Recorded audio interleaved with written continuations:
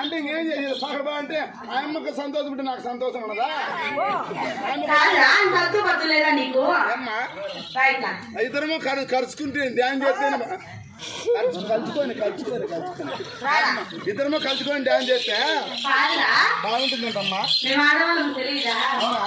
ఇంటికి వచ్చిన వారికి ఎలా మాట్లాడాలని తెలియదా నీకు? నీకు తెలియదు.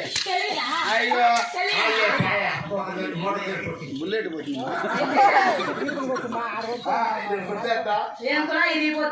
బేరింగ్ దెబ్బలు తింటాయమ్మా. బేరింగ్ అంటే ఏంటి? అది బేరింగ్ సాప్టన్నా బాగుండాల, బేరింగ్ అన్నా బాగుండాల. యాభై పేరుతో బండి కూర్చుంటుందమ్మా. బండి కూర్చుంటుంది అనుకో మన మేకలకు ఇబ్బంది.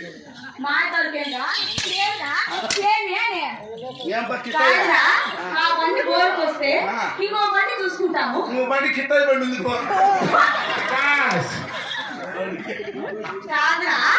అలాంటి డొక్కుమండి మాకెందుకు? మేము దూరం ప్రయాణం చేసే వాళ్ళము మంచి షోరూమ్ బండి చూసుకుంటాము. దొక్కుమండి కాదు, గ్యాస్ వెల్డింగ్ పట్టించుకో బ్రహ్మాండం ఉంటుంది. బాగా తయారు కాదమ్మా. కానీ ఇంతగా డ్యాన్స్ చేస్తాను, పాట పాడతాను.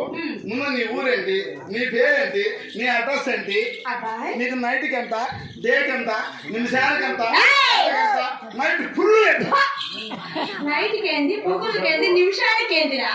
డబ్బు డబ్బు డబ్బు అలా పోయినాయినా అలా మాట్లాడితే మరి ఇక్కడ చూస్తున్న జనాలు కూడా అర్థమవుతుంది కదా. సరే ఎంత అబ్బాయి? మరి నా పేరు ఊరు చెప్పాలంటున్నావు అబ్బాయి. మరి నా పేరు నా ఊరితో నీకేం పని? అవునా?